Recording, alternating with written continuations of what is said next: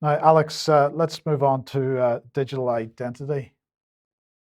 We have some illustrations from various countries of how the end game is digital identity. There were a few years in the 2010s when it was called global digital identity, and how the smart analysts realized that the thing to do would be to create crises in various countries so that in their various cultural and legal ways, nations would respond to that and come up with pretexts, but the end game would be global digital ID.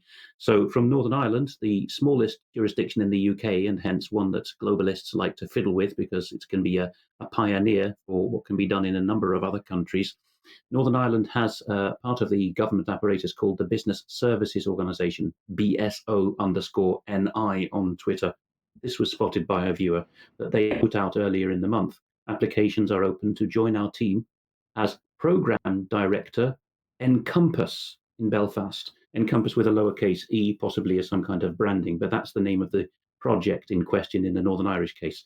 Encompass, lowercase e, is a new major health and social care IT initiative in Northern Ireland, revolutionising patient care and aiming to create, drumroll, a single digital record for every person in Northern Ireland. Not patient, not care client, person.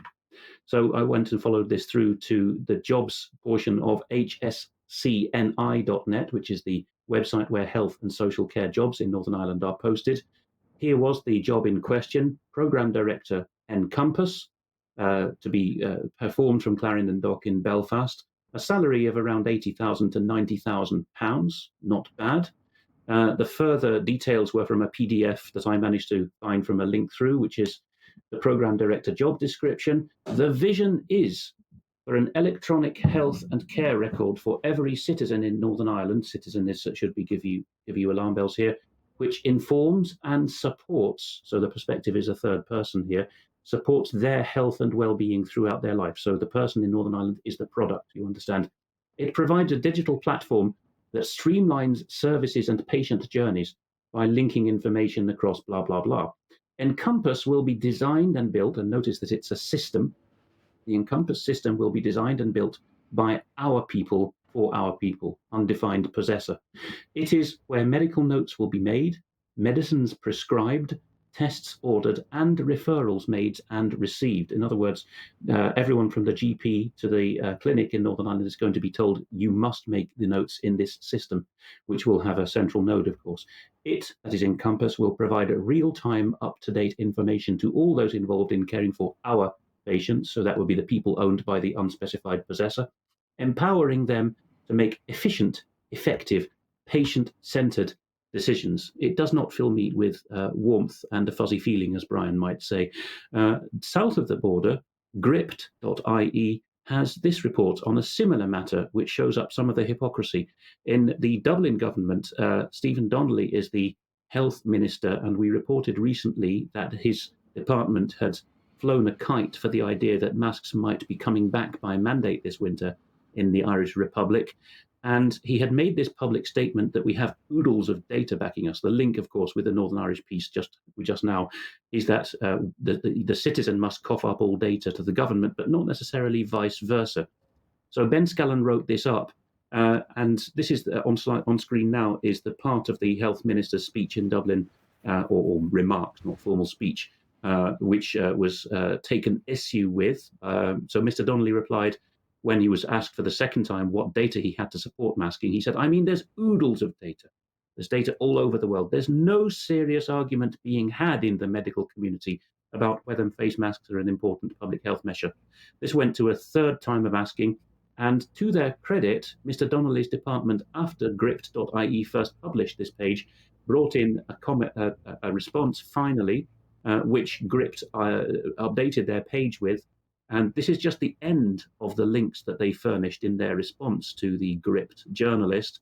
And these are, as you can well see, World Health Organization, Centers for Disease Control, and European CDC publications and guidance. But to give them their due, above that section that I've just shown on screen, the first part of the response you'll find on that Gript page at the bottom is actually a whole bunch of hyperlinked articles saying, look here, here, and here. So the challenge now is for viewers to go through this response that they'll find at the bottom of the page and actually see whether there was serious backing or not. It is at least a step forward that a Western European country's government has now been obliged in its health department to come up with some of the evidence. Going to another branch of digital identity, which is that of central bank digital currencies, a recurrent theme in our reporting now. This happened in mid-month. It's been posted on the IMF's website, a YouTube site. It's Central Bank Digital Currencies for Financial Inclusion, Risks and Rewards. Now, that's a symposium, as you can see, which was hosted by the International Monetary Fund, which is one of the post-Second World War institutions set up by the victors, the Allies. And let's go on to the next slide, and we'll see a good write-up of that by the expose. They have correctly headlined this, and it's a full write-up with transcribed remarks. IMF chief, she was one of the participants, Kristalina Georgieva, the managing director of the International Monetary Fund, a branch of the UN, of course. IMF chief says central bank digital currency should be used alongside social credit system to control what people can and cannot buy. That's not literally her words, but they and also Reclaim the Net did write-ups of this event, which carried similar points. Look who's involved. Queen Maxima of the Netherlands, an Argentine by birth, but she's married into the House of Orange, a very big player in European and world banking. The UN Secretary General Special Advocate for Inclusive Finance for Development. That is another title of Queen Maxima. Georgieva, I mentioned. Paul Lee is Deputy Managing Director of the IMF. And finally, from the Bank for International Settlements, they have an Innovation Hub Director who was present, Cecilia Skingsley, who was transcribed at length talking about fairness, inclusion, and how can we deal with these people who are unbanked, which I take to be code for who aren't digitally identified yet. Embedded in the page is this BIS tweet saying effectively that we need CBDC. It's not the panacea, it's not the cure-all, but it has to come. It has to be one of the elements along with digital and financial literacy and identity, among other things. That was Skingsley's part of the event, speaking on behalf of the central banker's central bank. And Alex, yes. before you move on, we should mention that Rishi Sunak has announced that he's starting discussions with the Bank of England on this topic as well. So this is something very much that Britain is going to be part of.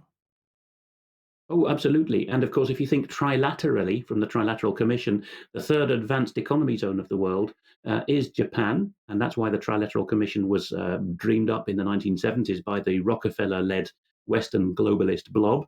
The Japanese had suddenly leapfrogged into arguably pole position in high tech and IT, but the population remained quite tenacious in its rejection of intrusive data solutions. That on a visit to Japan myself, I found that the Japanese are far less trusting of their government than they are often made out to be. And I've seen remarks from a couple of years ago that the Japanese are openly taking their cue from the EU, which they seem to regard as still indistinguishable from the UK for these purposes, that the three advanced parts of the world, North America, Europe and Japan, will take each other's lead, follow each other's cues on, first of all, digital services. So there's that Digital Services Act, which Japan is going to try to copy. And in this particular case, reported by Associated Press News, AP News, which of course is an arm of AP, the news agency where a lot of, in this case, US and other world journalists get their information from. Kyodo News was picked up by AP and federated in this piece, reporting on cynicism in Japan about public buy-in to digital identity, nothing else but.